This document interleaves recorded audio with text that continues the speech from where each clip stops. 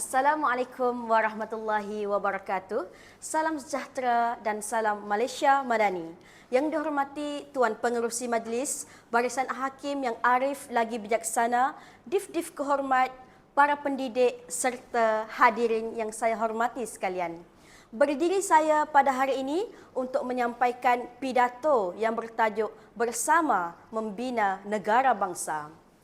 Hadirin yang dihormati, negara bangsa bukan sekadar sebuah wilayah yang mempunyai sempadan dan sistem pentadbiran.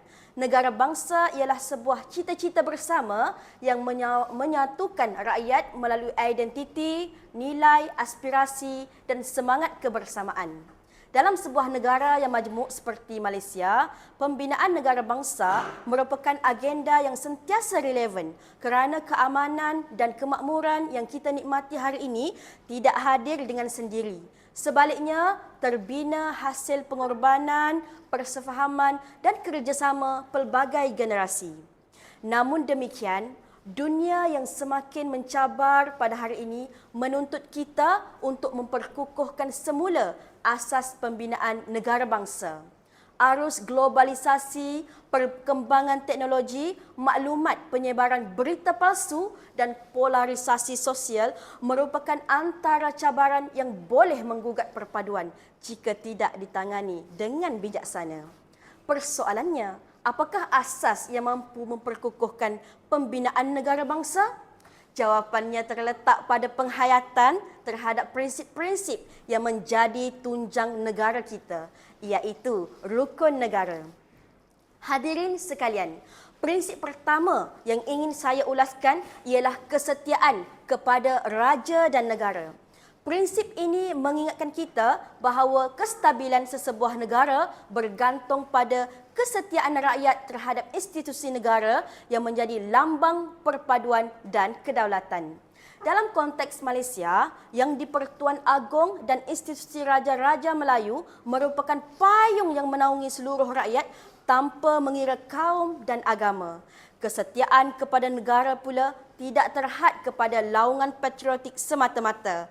Sebaliknya, ia diterjemahkan melalui tindakan seperti mematuhi undang-undang, menjaga keharmonian masyarakat, melaksanakan tanggungjawab sebagai warga negara dan sentiasa mengutamakan kepentingan negara melebihi kepentingan diri.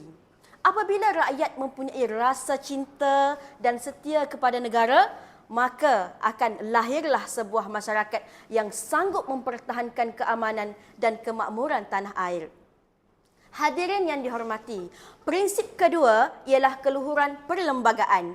Perlembagaan persekutuan merupakan undang-undang tertinggi negara yang menjadi asas kepada sistem pentadbiran dan kehidupan bermasyarakat di Malaysia.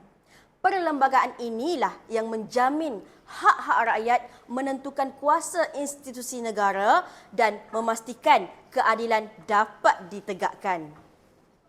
Dalam usaha membina negara bangsa, rakyat perlu memahami bahawa perbezaan pandangan tidak boleh diselesaikan melalui kebencian ataupun perpecahan. Sebaliknya, segala tindakan mestilah berpandukan perlembagaan dan saluran yang sah.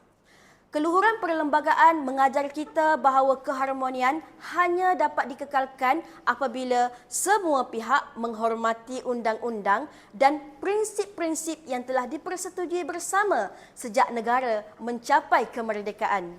Sesungguhnya, sebuah negara yang rakyat menghormati perlembagaan akan lebih mudah mencapai kestabilan politik, kemajuan ekonomi dan kesejahteraan sosial. Hadirin sekalian, prinsip ketiga yang amat penting ialah kesopanan dan kesusilaan. Pada zaman media sosial yang serba pantas ini, masyarakat sering berhadapan dengan budaya komunikasi yang kasar dan kurang beretika. Kata-kata yang tidak bertanggungjawab, fitnah serta penghinaan terhadap pihak lain mencetuskan konflik dan merosakkan hubungan antara masyarakat. Oleh itu, prinsip kesopanan dan kesusilaan perlu dihayati oleh setiap rakyat. Kesopanan bukan sekadar adab dalam pertuturan. malah mencerminkan kematangan fikiran dan kebijaksanaan dalam bertindak. Masyarakat yang beradab akan lebih mudah menerima perbezaan, menghormati pandangan orang lain dan menyelesaikan konflik secara harmoni. Dalam konteks pendidikan, kita memikul amanah yang besar untuk melahirkan generasi yang bukan sahaja cemerlang akademik tetapi juga mempunyai jati diri yang kukuh serta mampu hidup dalam masyarakat yang pelbagai. Kita perlu memastikan bahawa nilai perpaduan, hormat menghormati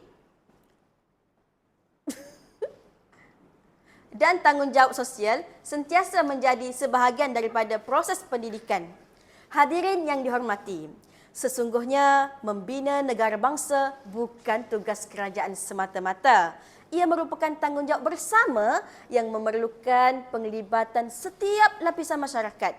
Setiap tindakan yang menyemai perpaduan, setiap usaha yang memperkukuh integriti dan setiap pengorbanan yang dilakukan demi negara merupakan batu bata yang menyokong pembinaan negara bangsa.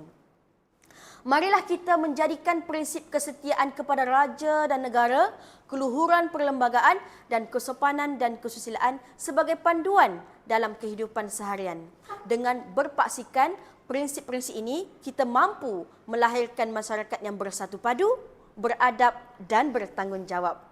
Akhir kata, marilah kita berganding bahu memperkukuhkan perpaduan, memartabatkan pendidikan dan menghayati rukun negara demi memastikan Malaysia terus berdiri sama tinggi sebagai sebuah negara bangsa yang aman, maju dan dihormati di persada dunia.